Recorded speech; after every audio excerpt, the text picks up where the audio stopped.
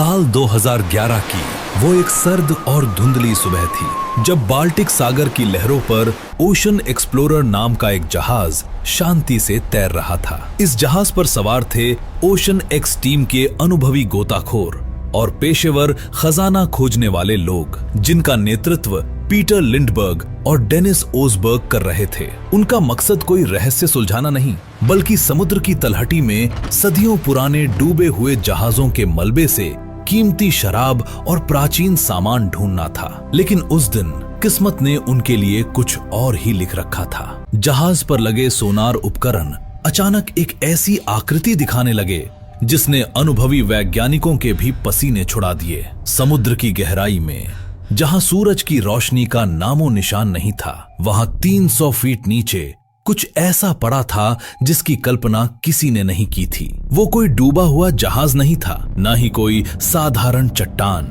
वो एक विशालकाय 60 मीटर चौड़ी गोलाकार वस्तु थी जो दिखने में किसी दूसरी दुनिया के अंतरिक्ष यान जैसी लग रही थी। जरा सोचिए, आप समुद्र के उस सन्नाटे के बीचों बीच खड़े हैं और अचानक आपकी स्क्रीन पर एक ऐसी चीज उभरती है जो भौतिक विज्ञान के नियमों को चुनौती दे रही हो। क्या होगा अगर वो चीज जो हजारों सालों से वहां दफन है आज भी सक्रिय हो? क्या आपको लगता है कि इंसान के अलावा भी इस ब्रह्मांड में कोई और है जिसने सदियों पहले हमारी धरती पर अपने निशान छोड़े थे? अपनी राय कमेंट में जरूर बताना। दोस्तों, अगर आप भी अनसुलझे रहस्यों के शौकीन हैं, तो इस वीडियो को अभी लाइक करें और हमारे चैनल को सब्सक्राइब कर लें, क्योंकि आज हम इस रहस्य की उस गहराई में उतरने वाले हैं जहां जाने की हिम्मत अब तक कोई नहीं कर पाया है। जैसे ही सोनार की स्क्रीन पर वो आकृति उभरी, जहाज पर एक अजीब सी बेचैनी फैल गई। वो संरचना बिल्कुल वैसी ही लग रही थी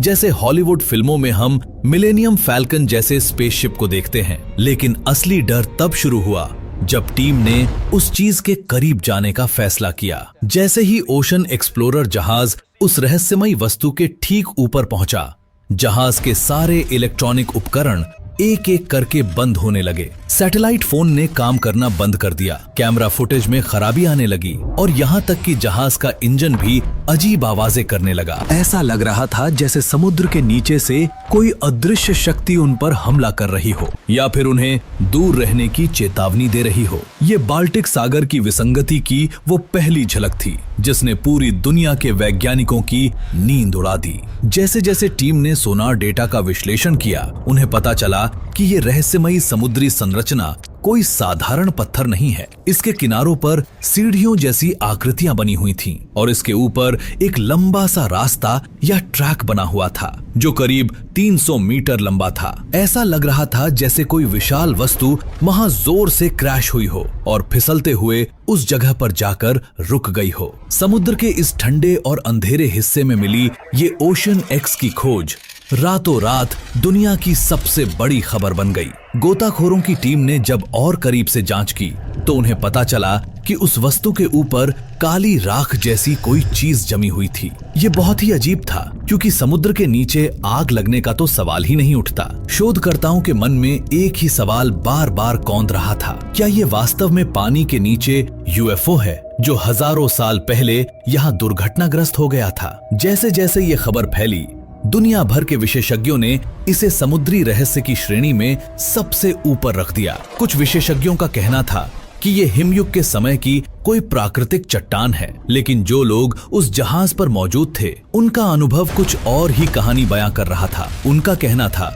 कि जब वे उस वस्तु से लगभग 200 मीटर दूर जाते थे तो उनके उपकरण फिर से काम करने लगते थे, लेकिन जैसे ही वे पास आते सब कुछ ठप हो जाता। ये कोई इत्तेफाक नहीं हो सकता था। ऐसा लग रहा था कि वो ढांचा आज भी किसी तरह की ऊर्जा उत्सर्जित कर रहा है। बाल्टिक सागर के उस हिस्से का इतिहास भी काफी डरावना रहा है, जहां युद्ध के दौरान कई जहाज रहस्यमयी तरीके से गायब हुए थे। क्या उन सब घटनाओं का संबंध इसी चीज से था? वैज्ञानिकों की एक टीम ने इस पर शोध शुरू किया और पाया कि इस संरचना का निर्माण जिन धातुओं और खनिजों से हुआ है वे उस क्षेत्र में प्राकृतिक रूप से नहीं पाए जाते। इनमें लिमोनाइट और गोइथाइट जैसे खनिज मिले जो आमतौर पर प्राकृतिक चट्टानों में इस रूप में नहीं होते। भूवैज्ञानिकों के लिए ये एक पहेली बन गई थी। अगर ये प्राकृतिक पत्थर है तो इसमें इतने सटीक 90 डिग्री के कोण और सीधी रेखाएं कैसे हो सकती हैं? कुदरत आमतौर पर इतनी ज्यामितीय सटीकता के साथ चीजें नहीं बनाती। इस बात ने उन दावों को और हवा दी कि ये मानव निर्मित या फिर परग्रही तकनीक हो सकती है। सन्नाटा इतना गहरा था कि गोताखोरों को अपनी ही धड़कनें साफ सुनाई दे रही थीं और नीचे वो विशालकाय डिस्क किसी सोए हुए राक्षस की तरह पड़ी थी जो शायद जागने का इंतजार कर रही थी। जब ओशन एक्स की टीम ने इस ढांचे की और भी बारीकी से जांच करने के लिए अपने सबसे साहसी गोताखोरों को नीचे भेजने का फैसला किया, तो उन्हें अंदाजा भी नहीं था कि वे किस खौफनाक अनुभव से गुजरने वाले हैं। गोताखोर स्टीफन होगेबॉर्न, जो हजारों घंटों का अनुभव रखते थे, जब उस विशालकाय संरचना के पास पहुंचे तो उन्होंने कुछ ऐसा देखा जिसने उनके होश उड़ा दिए। उस 60 मीटर चौड़ी डिस्क के ऊपर एक छोटा सा सुराख था जो किसी गुंबद के प्रवेश द्वार जैसा लग रहा था। इसके चारों ओर पत्थर की ऐसी दीवारें थीं जो देखने में बिल्कुल चिकनी और पॉलिश की हुई लग रही थीं। प्रकृति में पत्थर इतने चिकने और सीधे नहीं होते, खासकर समुद्र की उस गहराई में जहां पानी का दबाव और कटाव सब कुछ बिगाड़ देता है। होगेबॉर्न ने जब उस संरचना को छूने की कोशिश की तो उन्हें एक अजीब सी थरथराहट महसूस हुई, जैसे वो कोई बेजान पत्थर नहीं बल्कि किसी विशाल मशीन का हिस्सा हो। वहां का तापमान जमा देने वाला था, लेकिन अजीब बात ये थी कि उस वस्तु के ठीक ऊपर का पानी आसपास के पानी से थोड़ा गर्म महसूस हो रहा था। ये एक और वैज्ञानिक विसंगति थी जिसने विशेषज्ञों के सिर चकरा दिए थे। क्या उस संरचना के अंदर अब भी कोई ऊर्जा स्रोत काम कर रहा था? टीम ने वहां से कुछ पत्थरों के नमूने इकट्ठा किए और उन्हें लैब में जांच के लिए भेजा। जब उन नमूनों की रिपोर्ट आई तो उसने सबको हक्का बक्का कर दिया। उन पत्थरों में बेसाल्टिक चट्टान के अंश थे जो ज्वालामुखी के लावे से बनते हैं। लेकिन समस्या ये थी कि बाल्टिक सागर के उस हिस्से में हजारों सालों से कोई ज्वालामुखी सक्रिय नहीं रहा है, तो फिर ये ज्वालामुखी के पत्थर वहां आए कैसे? और सबसे हैरान करने वाली बात ये थी कि उन पत्थरों में टिटेनियम और मैंगनीज जैसी धातुओं का मिश्रण मिला जो प्राकृतिक रूप से उस रूप में नहीं पाए जाते। जैसे जैसे शोध आगे बढ़ा, एक नई और चौंकाने वाली थ्योरी सामने आई। कुछ सैन्य विशेषज्ञों का मानना था कि ये द्वितीय विश्व युद्ध के दौरान नाजियों द्वारा बनाया गया कोई गुप्त हथियार हो सकता है। कहा जाता है कि नाजी वैज्ञानिक ऐसी तकनीक पर काम कर रहे थे जो दुश्मन के जहाजों और पनडुब्बियों के रडार को जाम कर सके। क्या ये वही रडार जामिंग डिवाइस थी जो आज भी सक्रिय थी और जिसके कारण ओशन एक्सप्लोरर के उपकरण बंद हो रहे थे? लेकिन अगर ये मानव निर्मित था तो इसे समुद्र की इतनी गहराई में इतनी सटीकता से कैसे स्थापित किया गया, जबकि उस दौर में ऐसी तकनीक मौजूद ही नहीं थी? इस सवाल ने रहस्य को सुलझाने के बजाय उसे और गहरा बना दिया। जहाज पर मौजूद टीम की रातों की नींद उड़ चुकी थी। हर बार जब वे उस संरचना के पास जाते उन्हें ऐसा महसूस होता जैसे कोई उन्हें अंधेरे से देख रहा है। गोताखोरों ने बताया कि समुद्र के उस हिस्से में मछलियां या कोई भी समुद्री जीव नजर नहीं आता था, मानो वे भी उस जगह से खौफ खाते हों।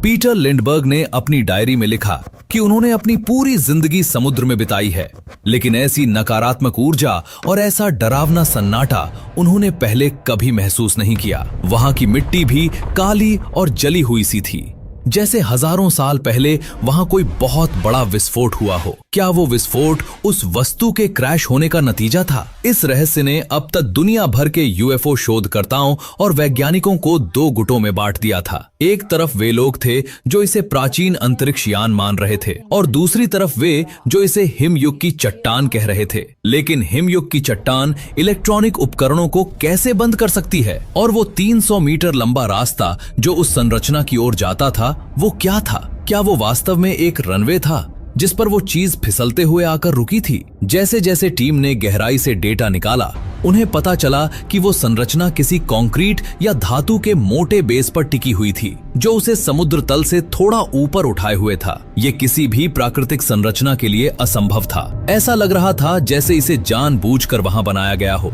या फिर वहां पार्क किया गया हो। समुद्र की लहरों के नीचे छिपा ये राज अब एक ऐसी पहेली बन चुका था जिसकी चाबी शायद इंसान के पास थी ही नहीं। उस 300 मीटर लंबे रास्ते की कहानी और भी ज्यादा डरावनी थी। जब ओशन एक्स की टीम ने अपनी सोनार इमेजिंग को और गहरा किया तो उन्होंने पाया कि वो रास्ता बिल्कुल वैसा ही था जैसे कोई भारी चीज जमीन पर रगड़ खाती हुई आगे बढ़ी हो। इसे स्किड मार्क्स कहा गया। वैज्ञानिक इस बात पर चकित थे कि अगर ये एक प्राकृतिक पत्थर है तो ये समुद्र की तलहटी में अपने पीछे इतना लंबा और सीधा निशान कैसे छोड़ सकता है। क्या ये मुमकिन है कि हजारों साल पहले जब बाल्टिक सागर का ये हिस्सा सूखा रहा होगा तब कोई विशाल यान यहाँ आसमान से आग के गोले की तरह गिरा और घिसटता हुआ इस जगह पर ठहर गया। ये विचार ही रोंगटे खड़े करने वाला था। लेकिन जैसे जैसे टीम ने और गहराई में जाने की कोशिश की, प्रकृति और उस अज्ञात शक्ति ने मिलकर उनका रास्ता रोकना शुरू कर दिया। साल 2012 में जब टीम दोबारा उस जगह पहुंची तो उनके साथ कुछ और भी अजीब हुआ। उनके सबसे आधुनिक कैमरे जो हजारों फीट नीचे की साफ तस्वीरें ले सकते थे, उस संरचना के पास पहुंचते ही झिलमिलाने लगते थे। जैसे ही कैमरा उस डिस्क के ऊपर बने उस सुराख के पास जाता, पूरी फुटेज सफेद हो जाती या उसमें अजीब सी आवाजें रिकॉर्ड होने लगती। ये आवाजें किसी समुद्री जीव की नहीं थीं, बल्कि ऐसी थीं जैसे कोई पुरानी रेडियो फ्रीक्वेंसी पर सिग्नल भेज रहा हो। टीम के सदस्य डेनिस ओसबर्ग ने एक इंटरव्यू में बताया था कि उन्हें ऐसा लग रहा था मानो वो चीज उन्हें स्कैन कर रही हो। वहां का वातावरण इतना भारी था कि सांस लेना भी मुश्किल हो रहा था। दोस्तों, यहाँ मैं आपसे एक और बात कहना चाहूंगा। इस रहस्य की गहराई आपको और भी हैरान करने वाली है। अगर आपको ये जानकारी रोमांचक लग रही है तो वीडियो को एक लाइक जरूर कर दें, क्योंकि आपका एक लाइक हमें ऐसी और भी अनकही कहानियां लाने की हिम्मत देता है। जैसे जैसे जांच आगे बढ़ी, वैज्ञानिकों ने एक और चौंकाने वाली खोज की। उस मुख्य संरचना से कुछ ही दूरी पर एक दूसरी आकृति भी मिली जो आकार में थोड़ी छोटी थी, लेकिन उसकी बनावट भी वैसी ही ज्यामितीय थी। क्या वे एक नहीं बल्कि दो यान थे, या फिर ये किसी बहुत बड़े शहर का हिस्सा थे जो अब पानी में दफन हो चुका है? कुछ शोधकर्ताओं ने इसे बाल्टिक का स्टोनहेंज कहना शुरू कर दिया। जिस तरह इंग्लैंड के स्टोनहेंज में पत्थर एक खास क्रम में रखे गए हैं, बाल्टिक सागर की ये संरचना भी कुछ खास नक्षत्रों की दिशा में इशारा करती हुई प्रतीत होती थी। लेकिन सबसे बड़ा सवाल वही था, उस गहराई में जहां इंसानी पहुंच नामुमकिन थी, वहां इतना बड़ा निर्माण किसने और क्यों किया? इसी बीच स्टॉकहोम यूनिवर्सिटी के भूवैज्ञानिकों ने नमूनों की जांच के बाद एक अलग राय दी। उनका कहना था कि ये संरचना ग्लेशियल डिपॉजिट यानी हिमयुग के दौरान बर्फ के साथ बहकर आए पत्थर हो सकते हैं। लेकिन ओशन एक्स की टीम इस थ्योरी से सहमत नहीं थी। उनका तर्क सीधा था, अगर ये बर्फ के साथ आए पत्थर है तो इनके पास बिजली के उपकरण बंद क्यों हो रहे हैं, और बर्फ के टुकड़े इतने सटीक गोल आकार और सीढ़ियों जैसी संरचना कैसे बना सकते हैं? इसके अलावा उस ढांचे के ऊपर मिली जली हुई मिट्टी का रहस्य ग्लेशियल थ्योरी से मेल नहीं खाता था। वहां की मिट्टी में जो रासायनिक तत्व मिले वे केवल बहुत ऊंचे तापमान पर ही बन सकते हैं, जैसे कि किसी स्पेसक्राफ्ट के वायुमंडल में प्रवेश करते समय पैदा होने वाली गर्मी। कहानी में एक नया मोड़ तब आया जब एक पूर्व स्वीडिश सैन्य अधिकारी ने दावा किया कि 1940 के दशक में जर्मन नौसेना ने इस इलाके में कुछ बहुत ही गुप्त प्रयोग किए थे। उन्होंने बताया कि दूसरे विश्व युद्ध के दौरान नाजियों ने समुद्र के नीचे जाल बिछाने की कोशिश की थी ताकि दुश्मन की पनडुब्बियों के सोनार को भ्रमित किया जा सके। लेकिन क्या एक रडार जामिंग जाल इतना विशाल और इतना जटिल हो सकता है, और क्या उसमें सीढ़ियां और गलियारे हो सकते हैं? उस अधिकारी के दावे ने लोगों के मन में डर और संदेह दोनों पैदा कर दिए। लोग सोचने लगे कि क्या हम किसी ऐसी पुरानी तकनीक के साथ छेड़छाड़ कर रहे हैं जो आज भी विनाश करने की क्षमता रखती है। गोताखोरों ने बताया कि जब वे उस संरचना के बिल्कुल ऊपर तैर रहे थे तो उनके हाथ की घड़ियां भी पीछे चलने लगी थीं। समय का इस तरह से व्यवहार करना भौतिक विज्ञान की उन थ्योरियों की याद दिलाता है जहां वार्म होल या टाइम डिस्टॉर्शन की बात की जाती है। क्या वो रहस्यमयी वस्तु समय और स्थान के किसी दूसरे आयाम का द्वार थी, या फिर वो महज एक प्राचीन और खतरनाक चेतावनी थी जिसे हमें कभी नहीं खोलना चाहिए था? सन्नाटा अब और भी गहरा होता जा रहा था और ओशन एक्स की टीम को एहसास हो रहा था कि वे शायद किसी ऐसी चीज के करीब हैं जिसे दुनिया से छिपा कर रखा गया था। जैसे जैसे दिन बीतते गए, ओशन एक्स की टीम पर दबाव बढ़ता जा रहा था। ये दबाव केवल गहरे पानी के भौतिक खिंचाव का नहीं था, बल्कि एक ऐसे अनजाने मानसिक खौफ का था जिसे शब्दों में बयां करना मुश्किल था। टीम के गोताखोरों ने बताया कि जब भी वे उस ढांचे के पास जाते, उन्हें ऐसा महसूस होता जैसे उनकी हर हरकत पर कोई नजर रख रहा है। समुद्र की उस अथाह गहराई में जहां सूरज की एक किरण भी नहीं पहुंचती, वहां का सन्नाटा अब उनके कानों में गूंजने लगा था। एक रात जब जहाज का सोनार चालू था, स्क्रीन पर कुछ ऐसी लहरें देखी गईं जो किसी प्राकृतिक हलचल की नहीं थीं। वे लहरें एक निश्चित लय में थीं, जैसे कोई विशाल हृदय धड़क रहा हो। क्या वो ढांचा वास्तव में निर्जीव था या वो किसी तरह की हाइबरनेशन यानी लंबी नींद में था? उस रहस्यमयी वस्तु की बनावट को लेकर अब एक और थ्योरी ने जन्म लिया। कुछ विशेषज्ञों ने सुझाव दिया कि ये एंटी सबमरीन जाल का हिस्सा नहीं, बल्कि एक प्राचीन मंदिर या कोई धार्मिक स्थल हो सकता है जो हजारों साल पहले समुद्र में डूब गया था। लेकिन 60 मीटर की चौड़ाई और उसकी जटिल धातु की चादरें कुछ और ही कहानी कह रही थीं। टीम ने जब उस वस्तु के ऊपर बने उस आयताकार छेद की जांच की, तो उन्हें लगा कि वो कोई वेंटिलेशन शाफ्ट या प्रवेश द्वार हो सकता है। जब उन्होंने उसके अंदर एक रिमोट कंट्रोल कैमरा भेजने की कोशिश की, तो एक ऐसी घटना हुई जिसने पूरी टीम को हिला कर रख दिया। जैसे ही कैमरा उस छेद के मुहाने पर पहुंचा, एक तेज रोशनी की चमक फुटेज में दिखाई दी और कैमरा अचानक डिस्कनेक्ट हो गया। जब उसे वापस खींचा गया तो उसका लेंस पूरी तरह से पिघल चुका था, जैसे किसी ने उसे बहुत ऊंचे तापमान पर जलाया हो। ये बेहद डरावना था, क्योंकि पानी के नीचे इतना तापमान पैदा होना नामुमकिन था। इस घटना के बाद टीम के बीच मतभेद बढ़ने लगे। कुछ लोग इसे छोड़कर वापस जाना चाहते थे, जबकि कुछ इसकी गहराई तक पहुंचने के लिए पागल थे। इसी दौरान दुनिया भर के मीडिया में ये खबर आग की तरह फैल गई कि स्वीडन की सरकार और कुछ गुप्त एजेंसियां ओशन एक्स की टीम पर नजर रख रही हैं। कहा जाता है कि कई बार काले रंग के गुमनाम हेलीकॉप्टर उनके जहाज के ऊपर चक्कर काटते देखे गए। क्या सरकार को पहले से पता था कि बाल्टिक सागर की गहराई में क्या छिपा है? क्या ये कोई प्राचीन यूएफओ था जिसे शीत युद्ध के दौरान ढूंढने की कोशिश की गई थी? रहस्यों की परतें खुलने के बजाय और भी उलझती जा रही थीं। एक और चौंकाने वाली बात ये सामने आई कि उस मुख्य डिस्क से लगभग 200 मीटर की दूरी पर एक और आकृति मिली थी, जो दिखने में किसी मशरूम जैसी थी। इन दोनों आकृतियों के बीच एक सीधा रास्ता था जो पत्थरों से बना हुआ लग रहा था। ये देखकर ऐसा लगता था जैसे ये कोई बहुत बड़ा कॉम्प्लेक्स या बेस हो। भूवैज्ञानिकों के पास इस बात का कोई जवाब नहीं था कि प्रकृति दो अलग अलग आकृतियों को इतने व्यवस्थित तरीके से कैसे बना सकती है। गोताखोरों ने यह भी दावा किया कि उन्होंने उस ढांचे की दीवारों पर कुछ अजीब सी नक्काशी देखी है, जो किसी अज्ञात भाषा की लिपि जैसी लग रही थी। वे अक्षर नहीं थे, बल्कि कुछ ज्यामितीय चिन्ह थे जो बार बार दोहराए जा रहे थे।